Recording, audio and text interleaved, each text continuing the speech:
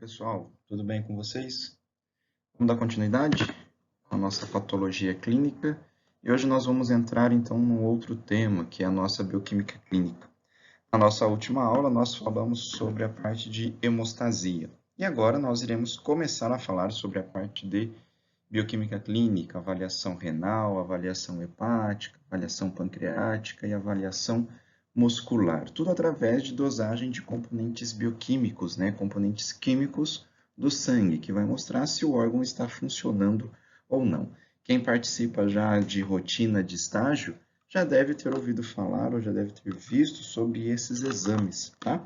E agora nós vamos compreender qual que é a finalidade deles, de onde que eles vêm, para onde que eles vão, por que dosamos eles, no caso, para se avaliar esses determinados órgãos, ok? Então vamos lá. Primeiro de tudo, uma definição de bioquímica clínica, né? O que seria isso? A bioquímica clínica, ela tem como objetivo o quê? Determinar parâmetros bioquímicos, como a gente já havia falado. Então, eu vou no meu paciente, determino parâmetros bioquímicos dele, ok? E esses parâmetros bioquímicos, eles vão servir para quê? Para diagnosticar uma determinada enfermidade, vão ser utilizados durante o tratamento desta determinada enfermidade, ou seja, para monitorar, não é isso? Para monitorar a nossa doença e também são utilizados para prevenir uma doença. Vamos pensar em rim, tá? Doença renal, que vai ser o nosso primeiro assunto, certo? Eu vou dosar determinado componente para ver se o rim está funcionando ou não e para ver se avaliar este rim, né, de repente, se a doença está progredindo ou não. Então, a bioquímica clínica ela serve para diagnosticar, serve para avaliar o nosso tratamento, serve para monitorar e para prevenir o tratamento, certo? Eu tenho duas vertentes, ou seja, dois pilares nessa bioquímica clínica. Uma que é analítica, ou seja, a receitinha de bolo que vai nos mostrar como que nós vamos analisar a amostra do meu paciente, tá? Hoje em dia, os laboratórios são todos automatizados, então é receita de bolo, né? Você pega a amostra de sangue, passa no aparelho, e o aparelho, a partir daí, ele solta os resultados para a gente. E o que é mais importante para a gente? Está aqui, ó, uma vertente interpretativa. Ok, eu passei a minha amostra de sangue ou a minha amostra no meu aparelho e o meu aparelho me deu um determinado resultado. E agora? Esse resultado ele é normal? Está aumentado? Está diminuído? Qual que é o significado disso? Então, o mais importante de tudo é a parte interpretativa, né? Que é ela que vai nos auxiliar nos nossos diagnósticos, ok? Então, a parte interpretativa, desculpa, né? E pode compreender a determinação de vários parâmetros, monitorização e análises de emergências. Então, bioquímica clínica, ela vai nos auxiliar em diversas patologias, certo? E ela mostra para a gente também, essa disciplina também é relacionada à parte analítica e à parte interpretativa, certo? Bom, logicamente, o mais importante para nós é a parte interpretativa, né? Que aí, a partir daí, a gente vai descobrir o que está acontecendo com o paciente. Eu tenho que lembrar alguns princípios básicos, certo? Dessa nossa bioquímica, que é plasmática, que a gente ainda não falou. Se é uma bioquímica plasmática, significa que o que eu preciso analisar está contido na parte líquida do nosso sangue, que é o plasma. E esse plasma, como a gente já viu lá na fisiologia, a composição do sangue, né? Esse plasma, 90% dele é composto por água, só que 92% dele é composto por água, e eu tenho também proteínas, hormônios, eu tenho vitaminas e assim por diante, não é isso? E essas proteínas, elas estão participando do que nós chamamos de pressão oncótica, né? Pressão osmótica, tá?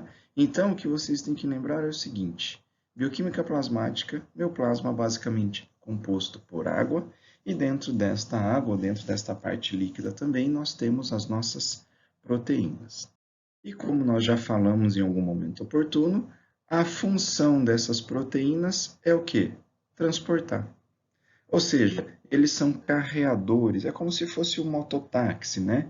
Ele vai, pega uma substância de um local que foi absorvido ou produzido e leva essa substância até onde ela vai ser utilizada ou até onde ela vai ser eliminada. Então, novamente, essa bioquímica plasmática, eu tenho que entender o seguinte: plasma, água. Plasma também contém proteínas. E essas proteínas funcionam como transportador. Transportador do quê? De qualquer substância, de onde foi absorvida ou de onde ela foi produzida. E leva essa substância para onde ela vai ser utilizada ou para onde ela vai ser excretada. Então, quer dizer que se eu pegar essa amostra, esse plasma, e analisar, eu vou ter informações. Vamos pensar da seguinte maneira: eu tenho um componente X, uma substância X, que ela é absorvida no trato gastrointestinal e ela precisa ser levada até, por exemplo, vamos imaginar, até os rins, onde os rins vão pegar essa substância e vão jogar fora, ok?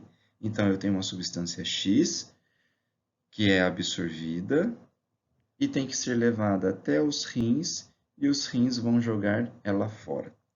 Se eu dosar essa substância e ela estiver em menor concentração, significa que eu não estou tendo absorção dessa substância, não é isso? Se eu não tenho absorção da substância, não tem a presença dela no sangue. Agora, olha só, essa substância é transportada até os rins e os rins vão jogar ela fora. Se eu dosar essa substância e ela estiver em maior concentração do que o normal, significa que o meu rim, que é o órgão que joga ela fora, não está funcionando, por exemplo. Então, essa análise plasmática vai determinar essas informações, vai trazer essas informações para a gente, não é isso? Por isso que ela se torna tão importante assim. Então, aí nós precisamos ter duas considerações. Primeira, por que essa substância está presente no meu sangue? Ela está presente no sangue porque foi absorvida, porque foi produzida, enfim. Por que essa substância ela está presente no sangue? E segunda consideração, segunda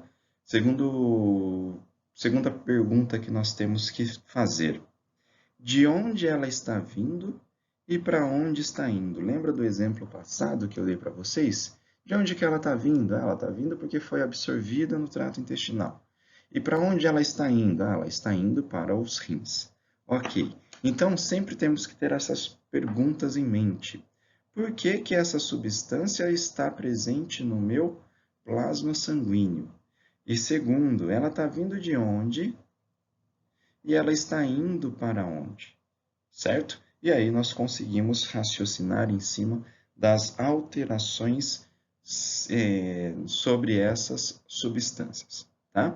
E lembrando também que a nossa bioquímica é específica, tá?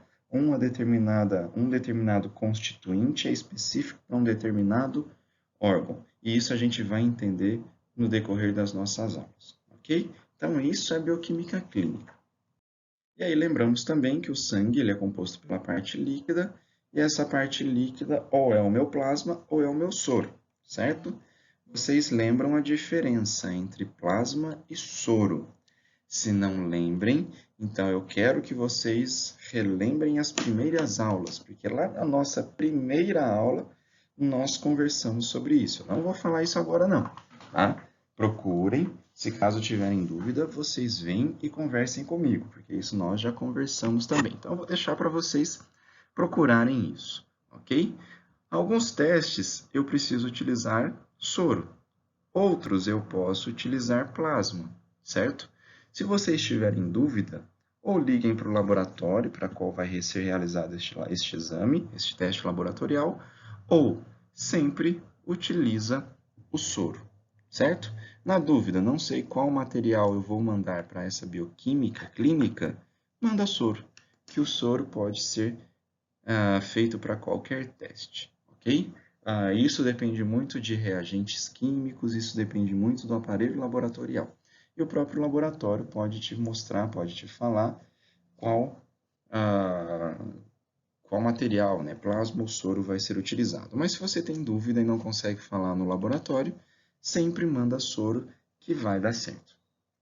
Então agora nós chegamos no nosso objetivo da nossa aula de hoje, que é entender a parte bioquímica clínica para fazer a avaliação renal. Está escrito errado aqui, né? Avaliação. É avaliação renal. Então, quais são os componentes bioquímicos que nós vamos utilizar para mostrar se esse rim ele está funcional ou não, ou se tem algum problema com ele ou não, ok? Vamos lá, vamos ver o que nós vamos utilizar.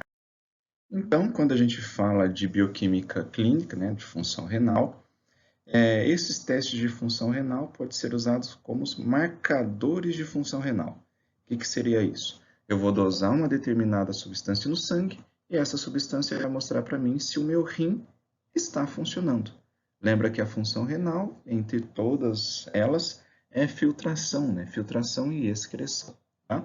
Além disso, esses testes bioquímicos clínicos renais são utilizados para monitorar tratamento e progressão de doença, né? Então, eu doso uma determinada substância e vejo se o rim está funcional ou não, ok? Aí eu começo a tratar e aí eu vou monitorando para ver se meu tratamento está tendo resultado através desses exames bioquímicos, tá? Na hora que a gente começar a falar, vai ficar um pouquinho mais fácil, porque provavelmente isso vocês já viram já viram em rotina de estágio que vocês tiveram, tá?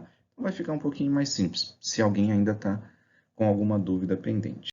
Então aqui as principais funções renais, né? Primeiro, mais importante em quantidade, né, é o balanço hídrico e eletrolítico, ou seja, ele que determina quanto de água eu vou jogar fora ou não, se eu vou reter essa água, e dos meus eletrólitos, sódio, potássio, cálcio, fósforo, enfim, se eu vou jogá-lo eles fora ou não, né? Os rins jogam fora o lixo e bloqueia a passagem, por exemplo, de substâncias que são importantes para mim, como os aminoácidos, que são precursores de proteína, né? Então, aqui já começando a falar sobre isso, em maneira nenhuma, em hipótese nenhuma, os meus rins vão jogar proteínas fora, né? Então, eles nunca vão jogar proteína fora. Então, nunca que eu vou apresentar o que nós chamamos de proteinúria. Os nossos rins mantêm o nosso equilíbrio de pH sanguíneo, tá? Isso daí a gente viu lá na fisiologia, então através da excreção de íons hidrogênios, então ele mantém o pH sanguíneo.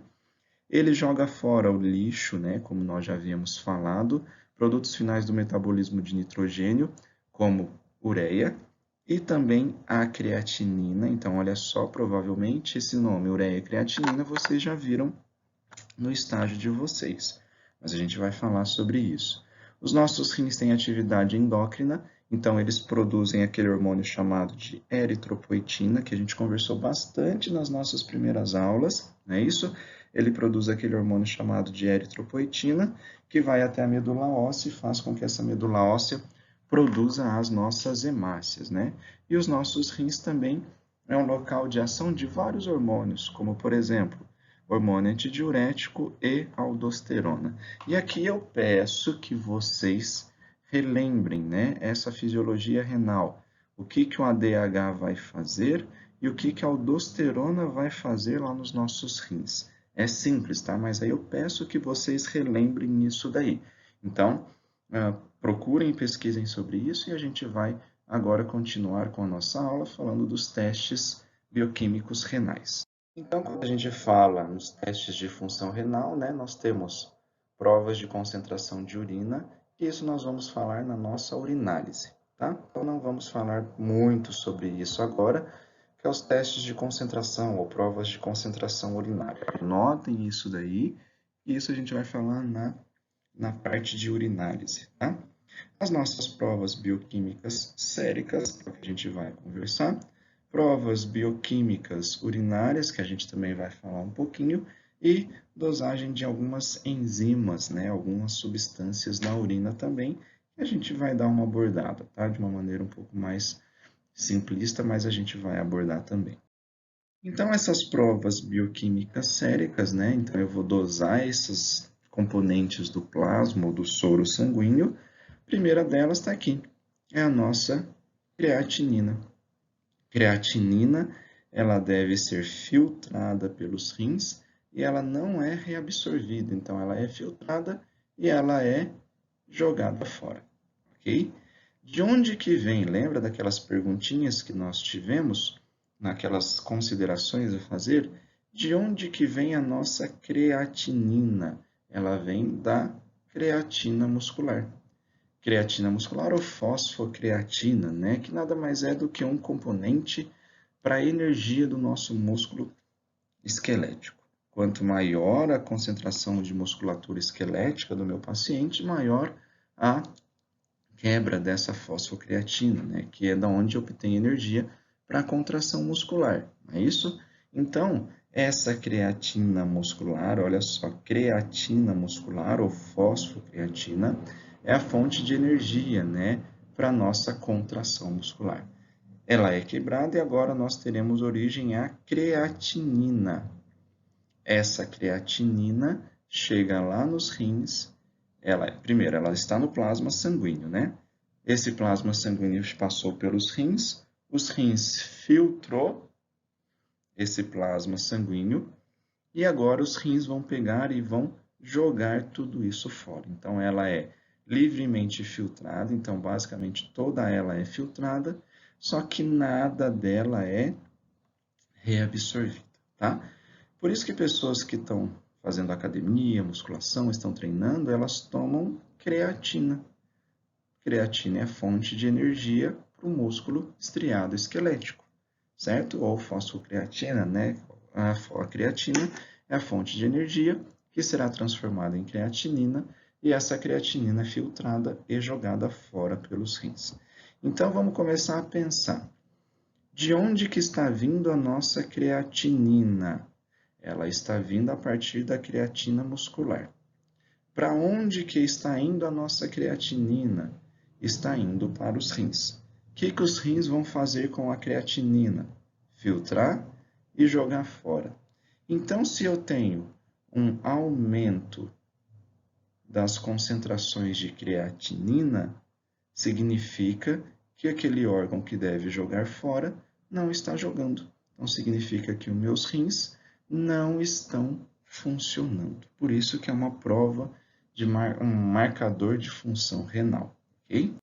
Então, aqui estão os valores normais de creatinina. Lembra que é creatinina, não é creatina. Creatina é fonte de energia muscular, tá?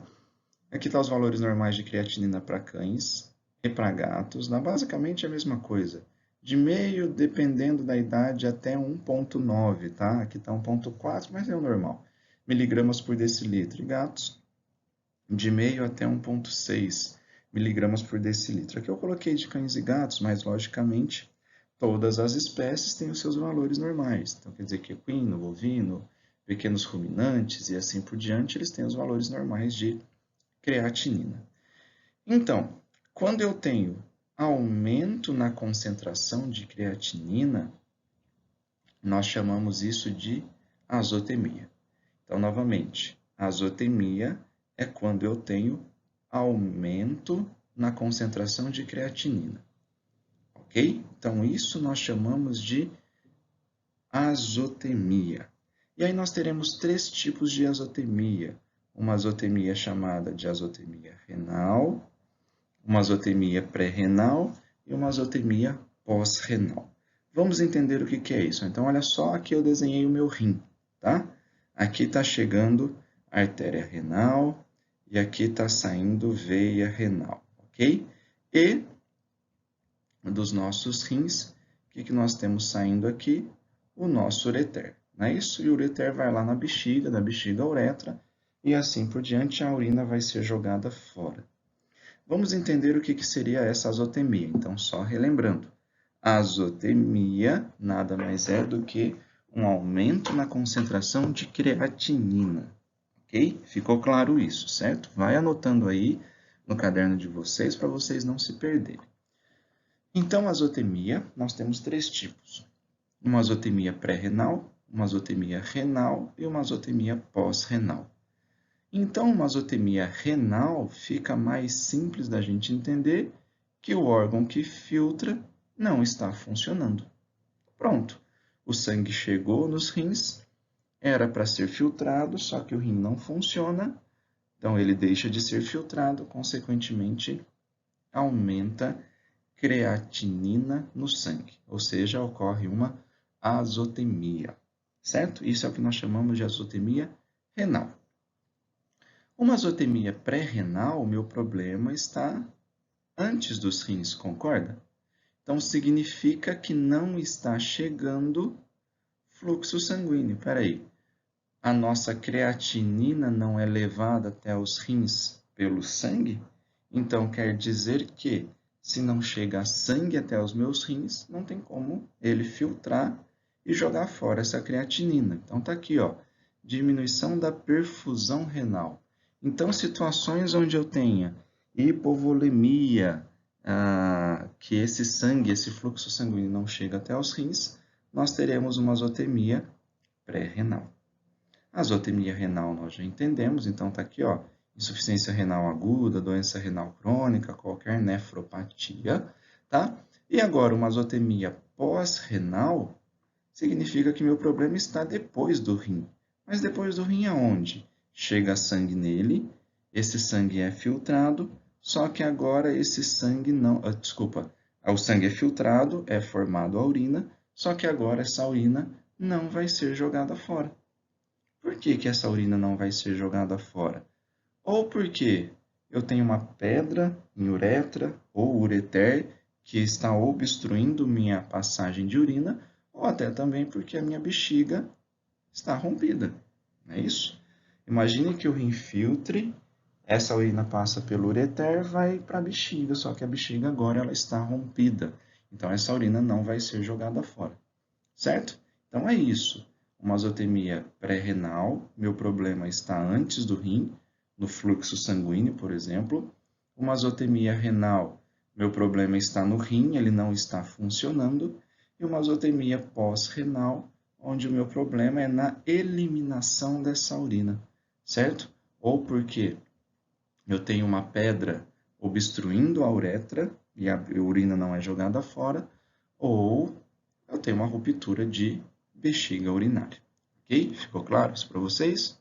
Então, falamos da creatinina, de onde que ela vem, para onde que ela vai. E agora vamos falar da ureia. Ureia, ela vai ser filtrada pelos rins e parcialmente reabsorvida.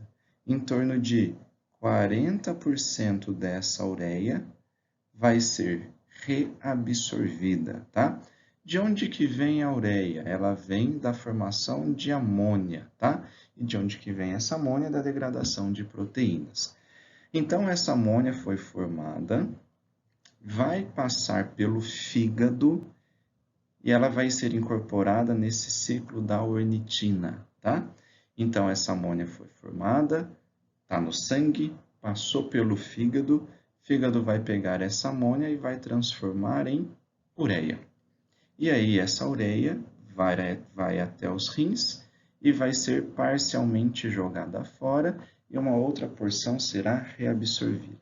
Então eu já entendi que a ureia ela é formada mediante a metabolização da amônia e quem promove essa metabolização é o nosso fígado, tá? Nesse ciclo chamado de ciclo da ornitina. Então tá aqui, né? Ó. Ureia é filtrada pelos glomérulos, só que uma porção dela vai ser reabsorvida. Por que que eu tenho altas concentrações de ureia, né? Então, se eu tenho aumento de degradação de proteínas, lembra que eu falei para vocês? Ela vem da metabolização ou da degradação de proteína, né? Da alimentação. Então, se eu tenho uma dieta com alto teor de proteína, consequentemente eu tenho maior produção de amônia, consequentemente também eu terei uma maior produção de ureia. É relacionado aos meus rins? Nesse caso, não. Não tem nada a ver com os rins. Ou eu tenho um aumento na concentração de ureia, porque meus rins não estão jogando fora também. Então, as duas situações podem acontecer, né? Então, se eu tenho um discreto aumento, olha aqui nesse quadrinho em vermelho que está mostrando aqui embaixo, tá? Se eu tenho um discreto aumento de ureia, nem sempre significa que a minha função renal está comprometida, certo? Por quê? Porque a ureia eu tenho alteração ou envolvimento alimentar também, igual na degradação de proteína, né? Eu tenho envolvimento da degradação de proteína na formação dessa ureia. Ou se eu tenho um animal com uma grande massa muscular e agora esse animal está em inanição, consequentemente eu vou ter quebra de proteína, maior formação de amônia e maior formação de ureia também, tá? Então, entre ureia e creatinina, logicamente, a creatinina ela é mais fidedigna, ela é mais confiável no caso. Aqui estão os valores normais de ureia para cães e gatos, né? Mas para todas as espécies nós temos valores de referência, tá? Não peço para decorar valor de referência, logicamente. Os laboratórios mandam a tabelinha com esses valores de referência, mas só para a gente compreender. E como que a gente chama um aumento de ureia? Também é chamado de azotemia. Nossa, mas azotemia não era aumento de creatinina? Era, mas também é um aumento de ureia. Então, é o mesmo termo para as duas substâncias, né? Então, de novo, vamos desenhar o nosso rim.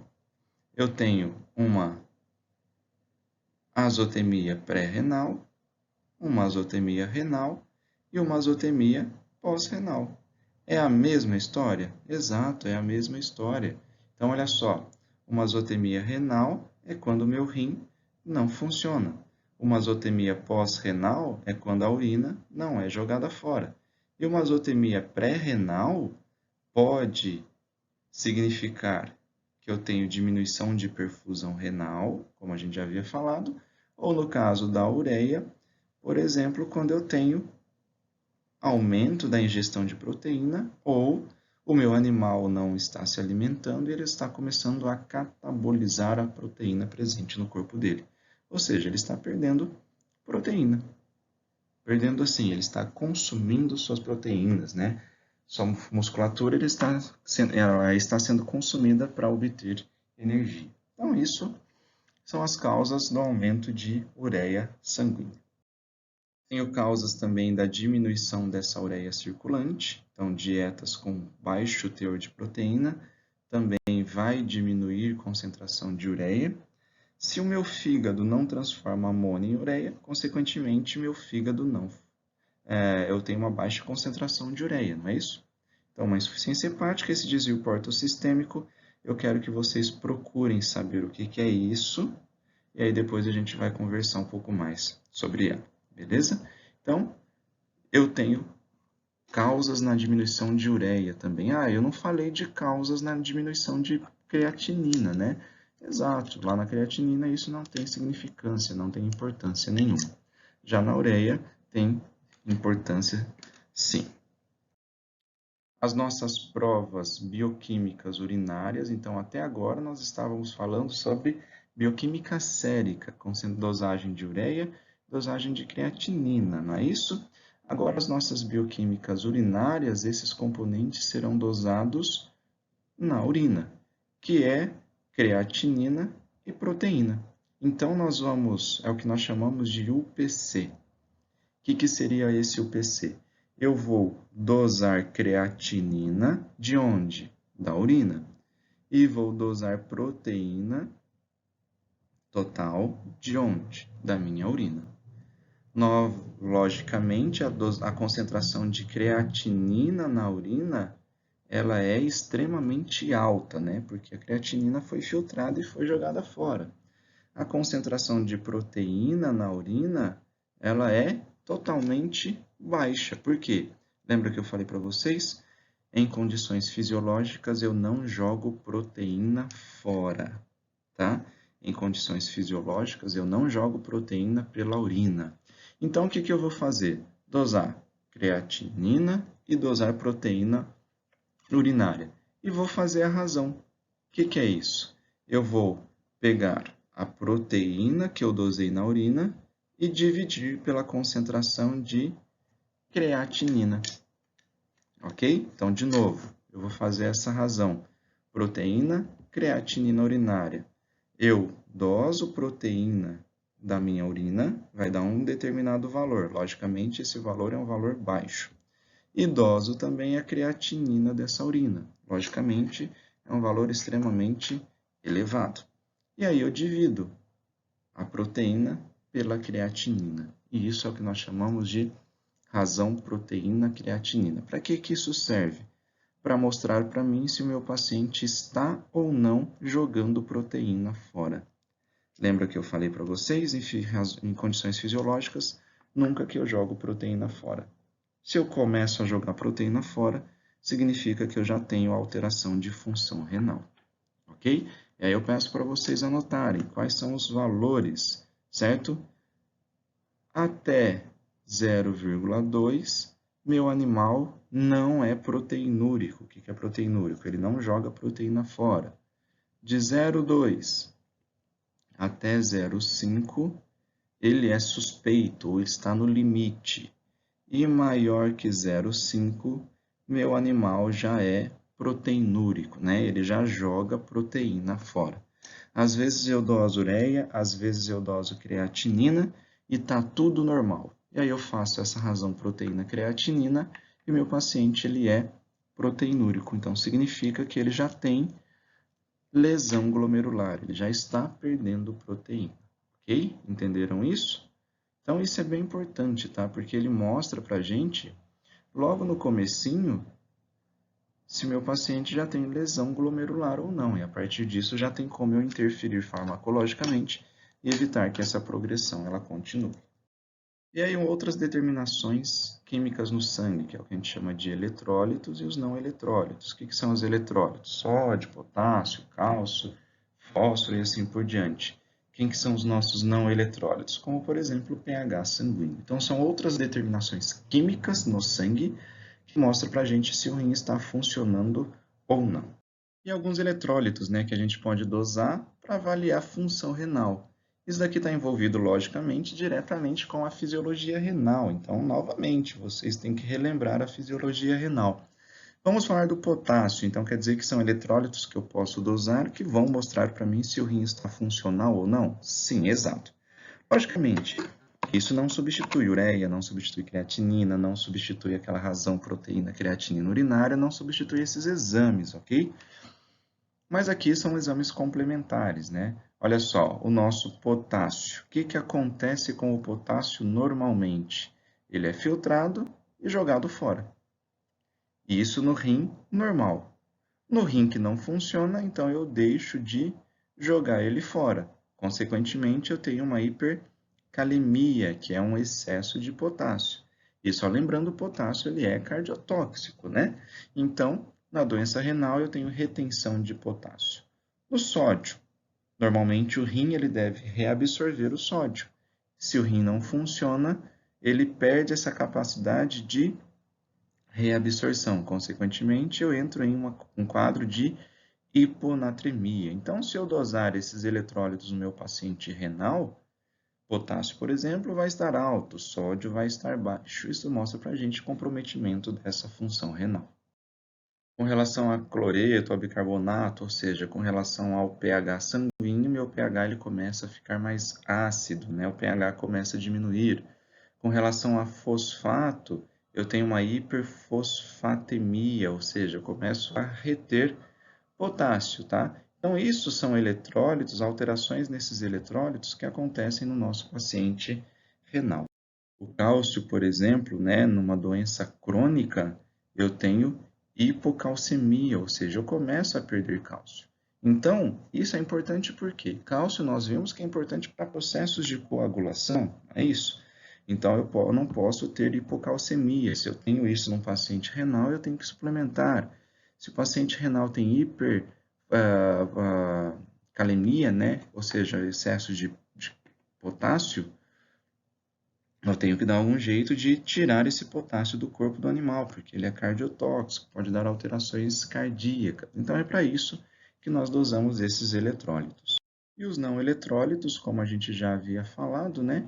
pH sanguíneo, a gente já sabe que um paciente renal terá uma acidose metabólica, por causa na deficiência ou na alteração de bicarbonato, tá? Então, são os eletrólitos e os não eletrólitos que podem ser dosados para fazer uma avaliação de função renal também. E aqui está mostrando um quadrinho, né, resumindo tudo isso que a gente conversou, né? Olha só, os não eletrólitos, como o pH sanguíneo, eu tenho uma acidose metabólica, né, uma acidemia. Olha o potássio, o que acontece? Hipercalemia. Olha o sódio, hiponatremia, né? Então, são alterações que acontecem. Então, esse quadrinho, ele está resumindo para a gente as alterações de eletrólitos e não eletrólitos no paciente renal, ok? É só relembrar a fisiologia e agora o rim não funciona, então essa fisiologia não está funcionando. Certo, pessoal? Então, o objetivo da nossa aula de hoje era isso. Avaliar o nosso rim. Provavelmente creatinina, ureia, esses nomes vocês já viram no estágio de vocês e agora vocês já sabem o motivo de se realizar tais exames, né? Então, se eu pedir para fazer uma avaliação renal completa do paciente, vocês já sabem o que vocês devem fazer, certo? Então é isso, pessoal. Com nossa aula de hoje era isso que nós iríamos passar para vocês. Façam suas anotações, estudem, tirem suas dúvidas comigo. Grande abraço, pessoal. Até a próxima.